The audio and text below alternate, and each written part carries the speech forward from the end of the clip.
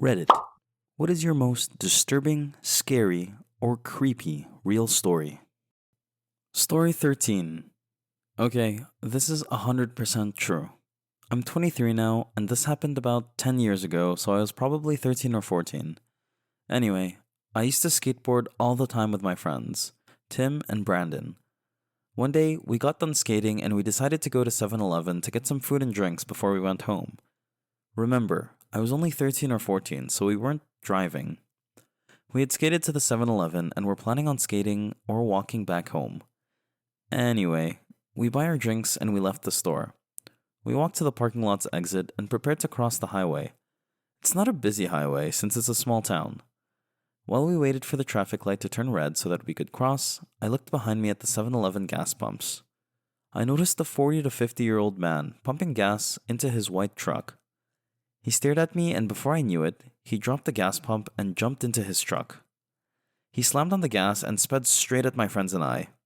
He missed us, but he grazed my arm and knocked my skateboard out of my hand. My friend Brandon screamed, "WTF, you effing dick." As the man peeled out and sped into the parking lot next to 7-Eleven, I swear to God, he drove through a ditch, which was between 7-Eleven's parking lot and the parking lot he was in, and tried to run us over again. This is where it got bad.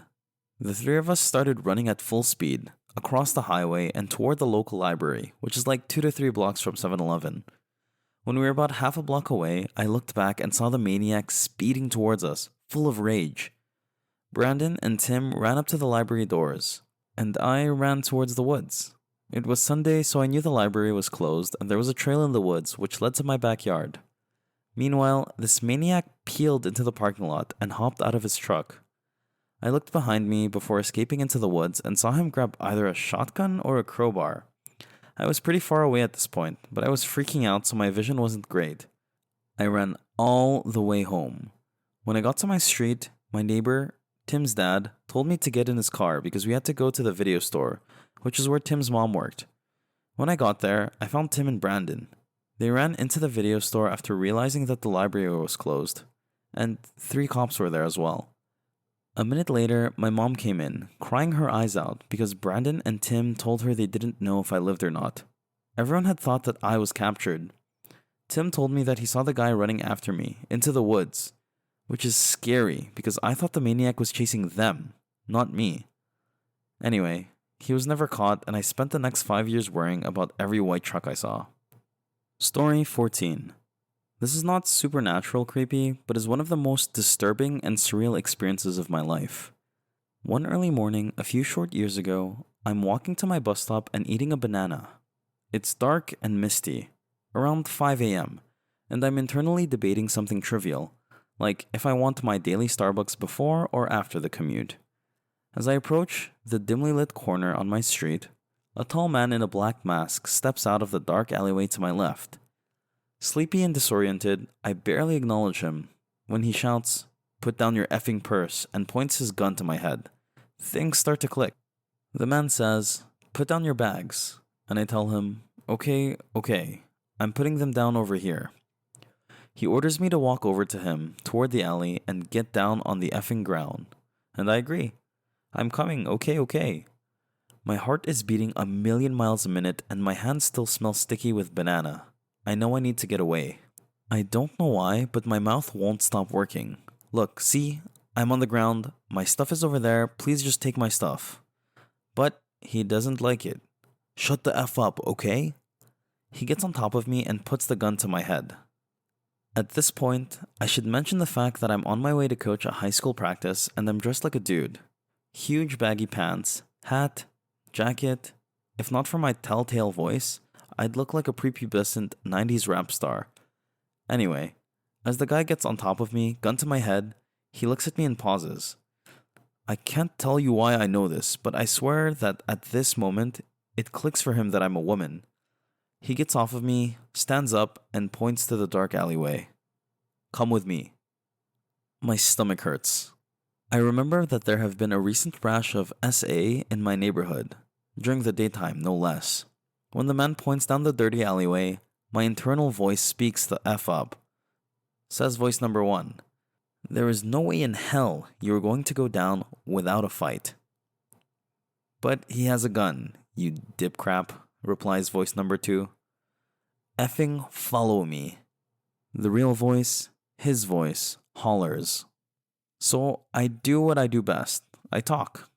I'm coming, I'm following you, I call. And the man makes a crucial mistake. He believes me. I take 1, 2 tiny steps backwards towards the sidewalk, and he turns his body and his gun toward the alley. This is my moment. I take a deep breath, tuck my head down in case he starts shooting, and start sprinting away. I hear a voice screaming in a high-pitched wail before I realize that it's mine. After running 6 or 7 blocks, I head back to my apartment, hoping he's not there to see where I lived. The police check out the alleyway an hour later, but the potential attacker is long gone. The only evidence of the encounter is my banana peel browning in the alleyway and the adrenaline rush that I couldn't shake for days. I would be lying if I said that if that experience doesn't bother me still. But I'm so fortunate to mainly be haunted by the what ifs and not the what dids. Story 15. When I was a child, I lived in an old Victorian house, and I would always hear laughing while I was trying to sleep. I was an only child with a single mother, and when I was about 5 or 6, I would wake up hearing laughter in the hallway in the middle of the night.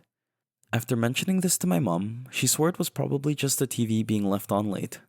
One night, I awoke hearing the laughter in my room. I went to sit up, but felt like there was someone holding my shoulders down. Invisible hands gripping into my shoulders while I heard laughing. I screamed my little heart out. My mom ran into my room, flicking on the bedside lamp, convincing me it was just a dream, until I said, "But my shoulders hurt." She lifted up my t-shirt and there were 2 adult-sized handprints on my shoulders. I honestly thought I had imagined it and that it never happened, but the other day I mentioned it in passing to my mom and she went blanket white and said, "I don't want to remember that." Story 16. When I was in high school, I had a really good friend who lived next door to a house that was always up for sale.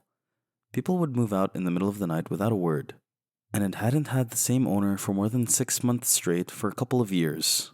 One night, we were really bored and he suggested we go explore the house next door since it had sat empty for a while. We go around back and there's a dog door that he can crawl through, and he unlocks the door and lets me in.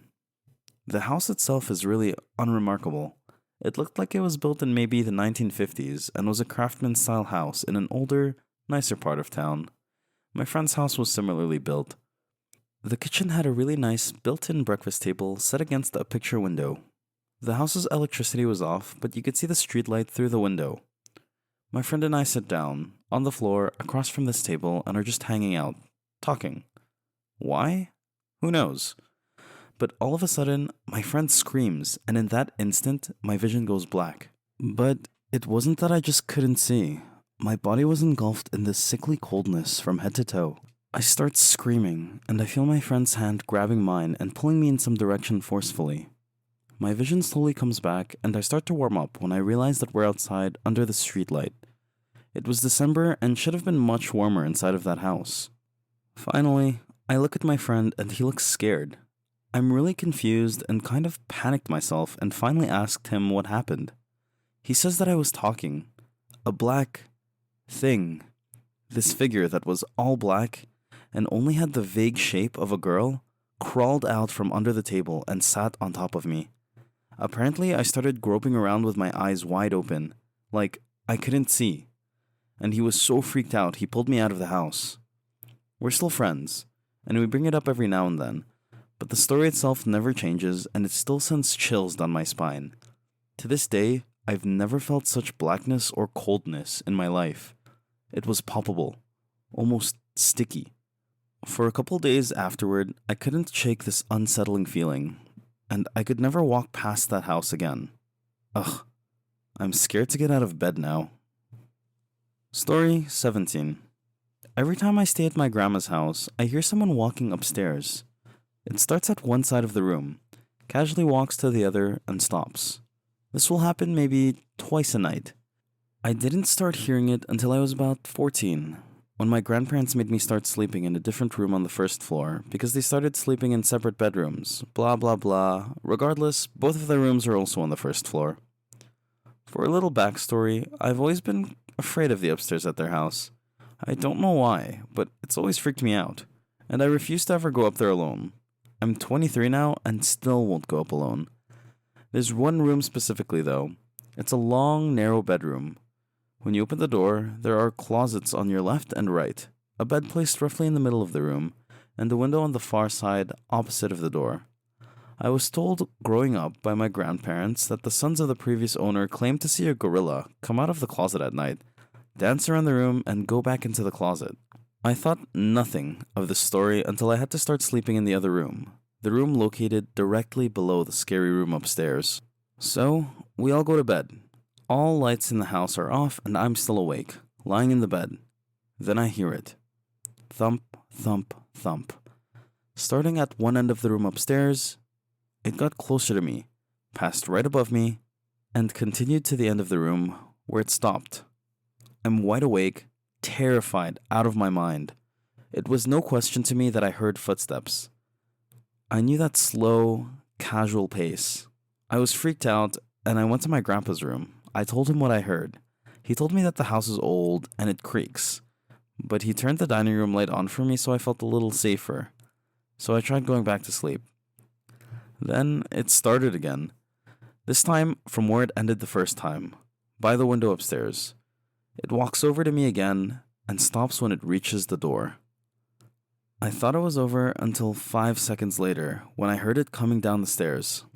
1, 2, 3, 4, 5. Silence as it reached the landing. Then 6, 7, 8, 9, 10.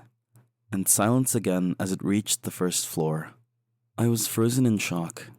Whatever it was on my floor of the house, and sadly unaffected by the dining room light. I was staring at the doorway to my room. The dining room light was shining in, and my vision began to distort. I felt dizzy with fear, so I pulled the blankets over my head and suddenly heard a scratching sound from inside my room. I knew exactly where it was coming from too, my grandpa's gun case. It was a very obvious sound, scratching on the wood. Long scratches down the front of the gun case door. I could even hear the door ever so slightly tapping against the frame as each scratch began. I tried to scream, but I couldn't. I took a second to take a deep breath and let out a loud scream. In seconds, my grandpa had made it to my room and I was relieved. Needless to say, he still didn't believe me. So I did what any normal person would do. I draped a sheet over the side of the bed and slept underneath it. I wrapped myself tight in a comforter, put on headphones, and turned my back to the door. There could be a party of ghosts in my room and I wouldn't know. The next morning, my grandpa told my grandma about what happened the night before. She said, "Oh, that's silly. You know, your cousin woke me up the last time she stayed here. She came in my room saying, 'I hear footsteps.' I slept under the bed for the rest of my week's stay with them. I've stayed there countless times since that happened, and I hear the footsteps every time. I sleep on top of the bed now, but keep my back to the door and sleep with headphones on. I haven't heard it come down the stairs since that first night, but if it does, I don't want to know."